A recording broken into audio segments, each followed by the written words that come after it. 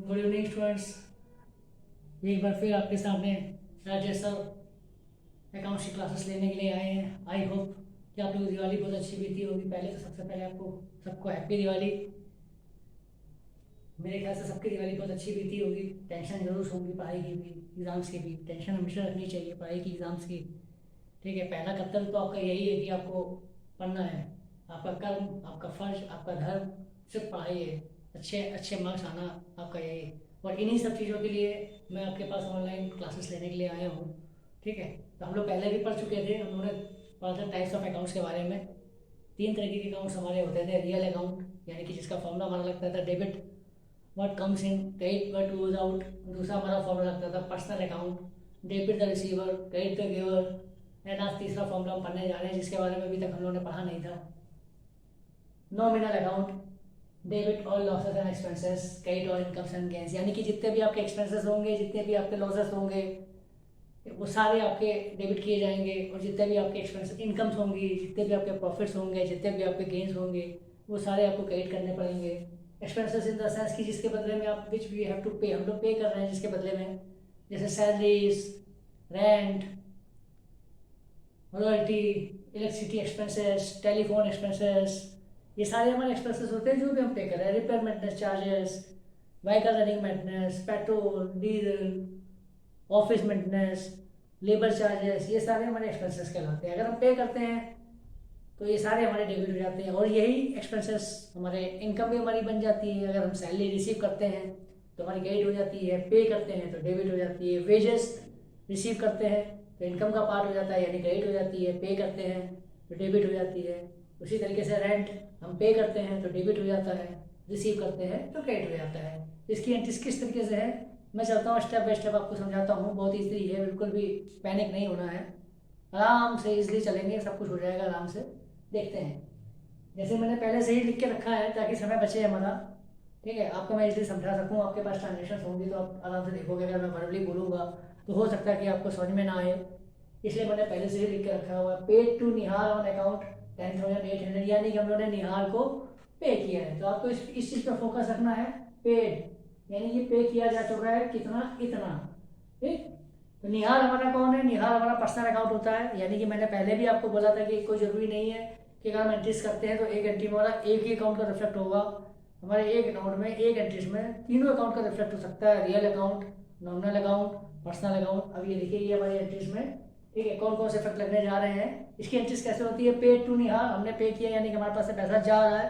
तो real account में formula लगता है क्रेडिट व्हाट गोज आउट, तो हमारे पास से क्या जा रहा है? कैश। और debit the receiver, it mean हमारी एंट्री हो जाएगी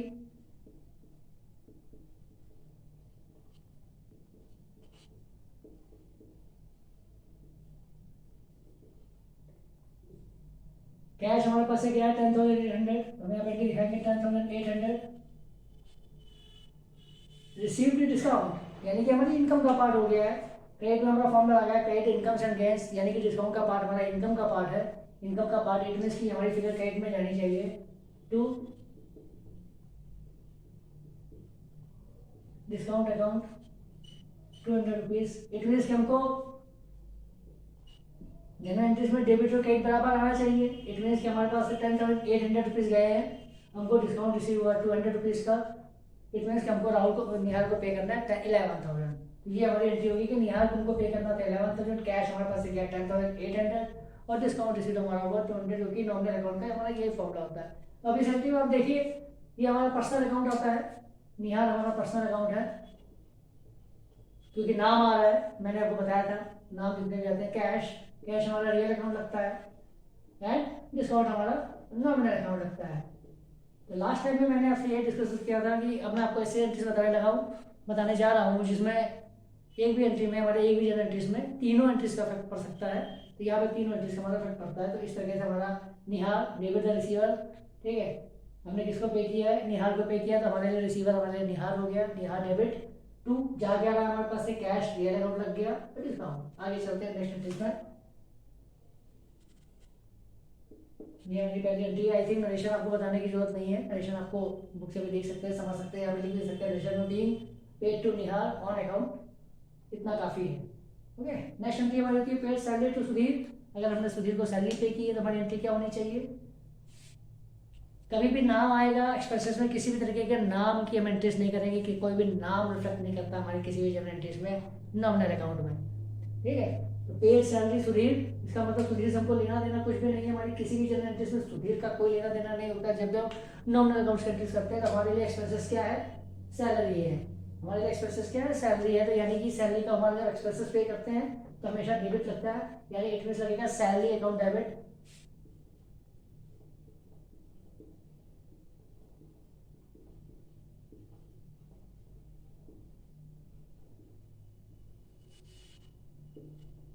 अपने पास से जा के आ रहा है कैश, सैलरी से अकाउंट डेबिट टू कैश। अगर यही हमारी सैलरी हमको रिसीव होती है, इसी जगह पर लिख देते रिसीव्ड सैलरी, तो हम लोग क्या कर देते हैं, तब हम दिखाते हैं cash account debit to salaries.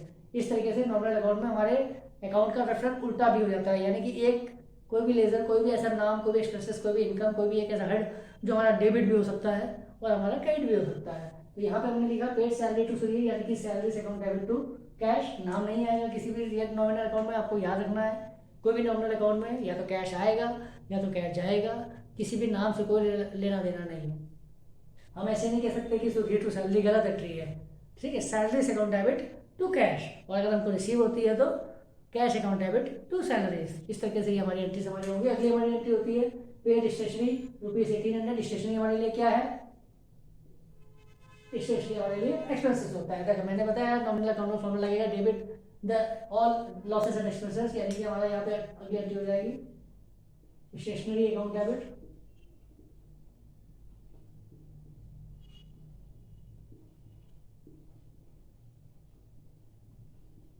To cash account. कितनी एक्सपेंसेस हमारा 1800। मेंशन हमारा हो जाएगा बीइंग पेड फॉर स्टेशनरी, इतना सफिशिएंट है, इतना लिख सकते हैं आप। पेड कमीशन फॉर ₹8,000, कमीशन में हमारा एक्सपेंसेस है, अगर हम पे करते हैं तो एक्सपेंसेस होता है। अगर इनकम होती है दोनों हो सकता है। पेड ऑफ कमीशन किया तो यानी कि हमारे पास एंट्री हो जाएगी commission account debit to cash. अगर हम यहाँ कहते हैं रिसीव्ड कमीशन तो हम क्या एंट्री हो जाएगी cash account debit to commission. तब कमीशन हमारे लिए क्या हो जाएगा, इनकम हो जाएगी, तो इनकम हमेशा क्रेडिट में जाती है हमारी, यानी कि paid commission for cash, commission account debit.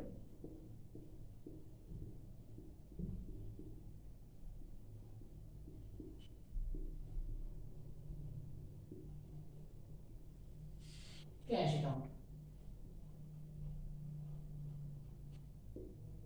इस तरीके से हमारी एंट्री हो जाएगी। देखिए अब यहाँ पे कमीशन हमारा नॉमिनल अकाउंट है, कैश हमारा रियल अकाउंट है, यहाँ पे हमारा नॉमिनल अकाउंट है, ये हमारा रियल अकाउंट है। सैलरी नॉमिनल अकाउंट है, ये हमारा रियल अकाउंट है। इस तरीके से एक एंट्रीज में, ठीक है, हमारे तीनों अकाउंट के भी रिफ्लेक्ट कर सकते हैं। इस चीज़ का आपको याद रखना है, ये कभी भी नहीं सोचना है आपको कि रियल अकाउंट लेके चलेंगे तो सिर्फ डेबिट भी रियल होगा, क्रेडिट भी रियल होगा। अगर हम पर्सनल लेके चलते हैं तो डेबिट भी पर्सनल होगा, क्रेडिट भी पर्सनल होगा, नॉर्मल लेके चलते हैं तो डेबिट नॉर्मल होगा। ऐसा नहीं है, ठीक है। एक एंट्रीज में हमारी दो अकाउंट्स का भी रिफ्लेक्ट हो सकता है, सिंगल अकाउंट का भी रिफ्लेक्ट हो सकता है, थर्ड हमारी जो तीसरा अकाउंट है, तीनों अकाउंट का हमारा रिफ्लेक्ट हो सकता है। इस तरीके से हमारी कमीशन पेड हो गई। पेड रेंट फॉर ₹11,000, अगली हमारी एंट्री हो जाएगी। रेंट हमारे लिए क्या है, अगर हम पे करते हैं तो रेंट हमारे लिए क्या हो जाएगा, एक्सपेंसेस हो जाएगा, रेंट अकाउंट डेबिट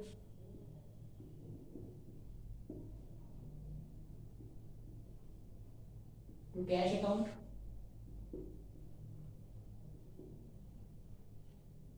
इस तरीके से कमीशन हो जाएगा पेड रेंट फॉर ₹11,000। इस तरीके से ये हमारी एंट्री हो जाएंगी। आप ये देखिए जितने भी आपके नॉमिनल अकाउंट के फॉर्मूले हमारे लग रहे हैं, ओके। सैलरीज डेबिट और लॉसेस एंड एक्सपेंसेस डेबिट हो जाएगा, स्टेशनरी एक्सपेंसेस से डेबिट हो जाएगा, कमीशन डेबिट हो जाएगा, रेंट डेबिट हो जाएगा। अगर हम किसी तरह का डीजल पे करते हैं, ठीक है, generator expenses account debit, generator expenses हमारा होता है, रिपेयर मेंटेनेंस हमारा डेबिट होता है, लोडिंग चार्जेस हमारा डेबिट होता है। अगर इस हमारे एक्सपेंसेस अगर हम पे करते हैं, वेजेस पे करते हैं, रॉयल्टी पे करते हैं, टेलीफोन एक्सपेंसेस पे करते हैं, इलेक्ट्रिसिटी एक्सपेंसेस पे करते हैं, ऑडिट फीस पे करते हैं, प्रिंटिंग की स्टेशनरी पे करते हैं, कंप्यूटर मेंटेनेंस पे करते हैं, किसी भी तरह के कोई भी एक्सपेंसेस अगर हम पे करते हैं तो हमेशा डेबिट हो जाएगा टू कैश या फिर टू बैंक। अगर हम चेक से पे करते हैं तो बैंक हमारा हो जाता है। तो इस तरीके से हमारी नॉमिनल अकाउंट की एंट्री होती है।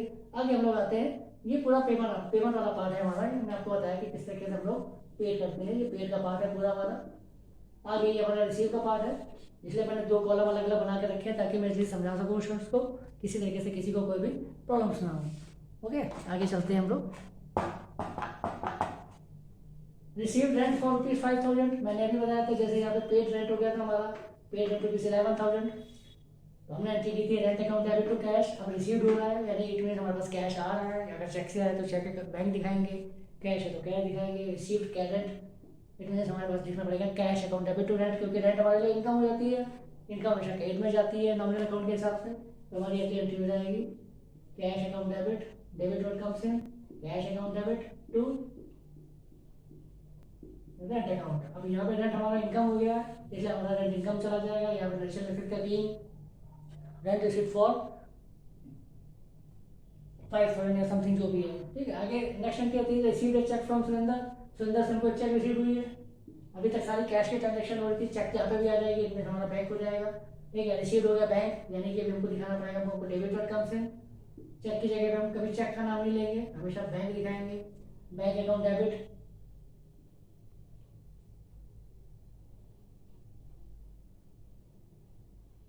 ये हमारा बैंक अकाउंट हो गया, रियल अकाउंट लग गया, पर्सनल अकाउंट, ये पर्सनल अकाउंट लग गया हमारा सुरेंद्र, देने वाला कौन है सुरेंद्र, ओके। तो कितने का बैंक हमारे पास आया 8,900 रुपीज का हमारे पास बैंक आया है, यानी बैंक मतलब चेक आया हमारे पास, देने वाला कौन है Surendra, and discount allowed, discount allowed हमने किया था, यानी कि हमारा लॉस हो गया, हमारा एक्सपेंसेस हो गया, जितना पैसा मिलना था उससे कम मिलना चाहिए था, 8,900 प्लस 100 मिला के 9,000 मिलना चाहिए था, इतना मिला चेक हमको, इतना नहीं मिला, ये हमारा लॉस हो गया। नॉमिनल अकाउंट के हिसाब से डेबिट और लॉसेस ऑफ एक्सपेंसेस, यानी कि हमारा डिस्काउंट डेबिट हो जाता है यहाँ पे हम लिखेंगे डिस्काउंट अकाउंट डेबिट 100, इन दोनों को प्लस करेंगे तो हमारी फिगर आनी चाहिए 9,000, इस तरीके से हमारा पेमेंट हो जाएगा, okay.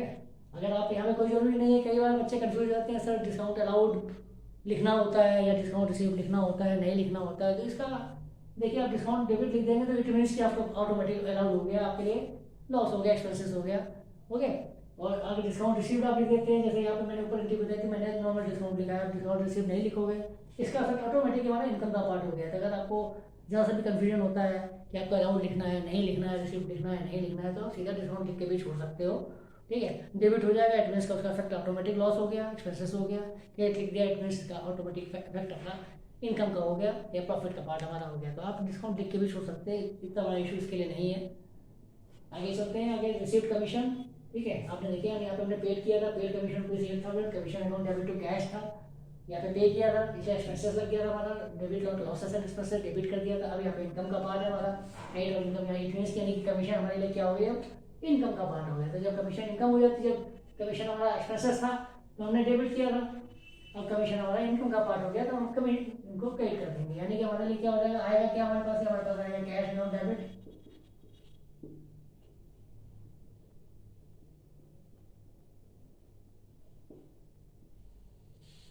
Cash account debit to commission part हमारा हो जाएगा डेबिट, रियल अकाउंट लग गया, ये हमारा नॉमिनल अकाउंट लग गया, कितना कमीशन मिला हमको 7,000 एंड 7,000, उसी तरीके से हमने पे किया था तो कमीशन टू कैश हो गया था, अब कैश टू कमीशन हो जाएगा, रिसीव करेंगे।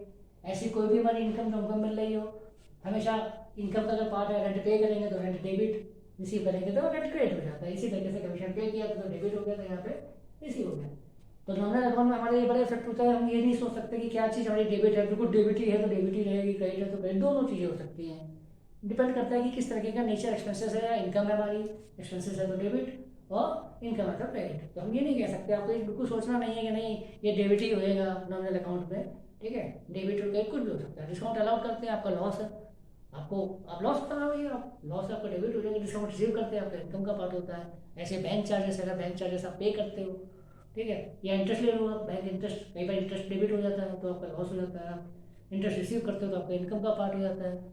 इस तरीके से बहुत सारे हमारे रिबेट है, आप रिबेट अलाउड करते हो तो आपका लॉस हो जाता है, रिबेट रिसीव करते हो तो इनकम हो जाता है। ऐसे बहुत सारे आपके एक्सपेंसेस होते हैं जो आपको पे भी करने पड़ते हैं, आपको रिसीव भी होते हैं, कई कई बार कैशबैक आता है आपका, तो आपकी इनकम का पार्ट हो जाता है कैशबैक, आपने पेमेंट किया, आप ऑनलाइन पेमेंट किया, यूपीआई से पेमेंट किया, देन आपके पास वापस आ गया, इस तरीके के पार्ट को हम लोग मिसलेनियस इनकम भी कह सकते हैं, मिसलेनियस रेसिड्यू कह सकते हैं, तो हमारा इनकम का पार्ट होता है। देन आगे चलते हैं गुड्स डैमेज बाई फायर, ठीक है। डैमेज बाई फायर का मतलब क्या हो गया कि हमारा लॉस हो गया, आग से जल गया, नुकसान हो गया हमारा, जब नुकसान हो जाता है तो हम लोग क्या दिखाते हैं,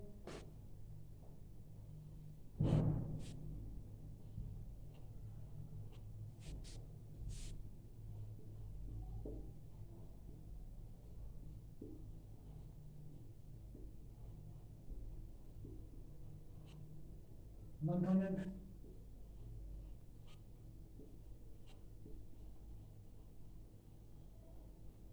तो परचेज अकाउंट 1000, ओके। क्यों? क्योंकि ये हमारा लॉस जो था, हमारा स्टॉक डैमेज हो गया, स्टॉक लॉस हो गया, लॉस हो गया मतलब जल गया, हम उसको बेच नहीं पाएंगे। हमने तो बेचने के पर्पज़ से या मैन्युफैक्चरिंग के पर्पज़ से या प्रोडक्शन के पर्पज़ से हमने स्टॉक को परचेज किया था, तो हमारा क्या हो गया, परचेज कम हो गया। 11,000 का स्टॉक हमारा 1,000 का स्टॉक जल गया, तो हमारा क्या हो गया, परचेज हमारा कम हो गया। हमारे पास परचेज 11,000 की नहीं कहेंगे हम, जब कहेंगे स्टॉक हमारे परचेज हमारी 10,000 की है, क्योंकि 1,000 का लॉस हो गया, तो loss on stock of purchase to purchase account. इस तरीके से हम ये इसके एंट्रीज दिखाएंगे। तो किसी तरह के कोई भी एक्सपेंसेस अगर परचेज रिलेटेड हमारा होता है, अगर पर्सनल किसी तरह की कोई प्रॉपर्टी, कोई प्रोप्राइटर अपने पर्सनल यूज़ के लिए पैसा यूज़ कर रहा है, या गुड्स लेके जा रहा है, स्टॉक लेके जा रहा है, तो सारा हमारा परचेज का होता है। चैरिटी को हम दे देते हैं, तो charity account debit to purchase होता है। खैर ये हमारी डिस्क्रिप्शन वाली सारी एंट्रीज हैं, क्लोजिंग एंट्री सारी एंट्री हैं। अभी हम लोग नेक्स्ट स्टेप में क्लोजिंग एंट्रीज के बारे में, एंट्री डिस्काउंट के बारे में भी पढ़ेंगे। तो आई होपफुली कि हमने 3 तरीके के अकाउंट में, ठीक है, ईजी स्टेप में आपको समझाने की कोशिश की है। रियल अकाउंट फिर से मैं आपको याद कराता हूँ, रियल अकाउंट का फॉर्मूला होता है debit what comes in, credit what goes out. Personal account debit the receiver, credit the giver. Nominal account debit और लॉसेस एंड एक्सपेंसेस का, और इनकम गेन, जिसके बारे में आज उन्होंने डिस्कशन किया था। इस तरह से 3 अकाउंट पर हम डिस्कस कर चुके हैं, ठीक है। आगे हम लोग अभी इस अभी और भी बहुत सारे पार्ट्स हैं हमारे, ठीक है। कई सारे पॉइंट्स हमारे ऐसे हैं, क्लोजिंग एंट्रीज हमारी हैं, बैंकिंग ट्रांजेक्शन है हमारा, उस तरीके से ट्रेड डिस्काउंट का भी मेन पार्ट है, जिनमें बच्चों को बहुत सारे कन्फ्यूजन होते हैं। मैं आपको बहुत ही ईजी वे में आपको समझाऊंगा कि ट्रेड डिस्काउंट की एंट्रीज कैसे होती हैं। मोस्टली बच्चे वो गलती कर देते हैं, लेकिन मैं आपको लिस्ट प्राइस के हिसाब से, ठीक है, और भी बहुत सारे आपको पॉइंट्स बताऊंगा कैसे कैसे क्या होलसेलर्स होते हैं, क्या लिस्ट प्राइस होती है, क्या ट्रेड डिस्काउंट होता है, तो आपको बहुत इजीली समझ में आएगा। आपको घबराना नहीं है, ठीक है। स्टेप बाय स्टेप मेरे एक क्लासेस आप देखते चले जाओ, ठीक है, सारा आपको ईजी हो जाएगा। किसी भी तरह की कोई घबराने की जरूरत नहीं है, कंफ्यूज होने की जरूरत नहीं है। लेकिन ये है कि बस आपको रिविजन करना पड़ेगा, ये आपके ऊपर है। अब मैं आपको गाइडेंस दे सकता हूँ, ठीक है, रिवीजन आपको करना है। जितना भी मैं पढ़ा रहा हूँ इससे रिलेटेड क्वेश्चन आप जो है बुक्स में देखिए, इसको समझिए। कोई और डाउट होता है तो बाकी मेरे यूट्यूब में आप कमेंट करके आप मुझसे डिस्कस कर सकते हैं, मैं आपको समझा सकता हूँ, ठीक है। ओके बेटा, ओके स्टूडेंट्स, मिलते हैं नेक्स्ट क्लासेस में, हम लोग मिलते हैं नेक्स्ट क्लासेस में। हम लोग मिलेंगे अभी एडजस्टमेंट एंट्रीज में, क्लोजिंग एंट्रीज में, ट्रेड डिस्काउंट, इन सब चीज़ों पर हम डिस्कशन करते हैं। तो have a nice day, good day.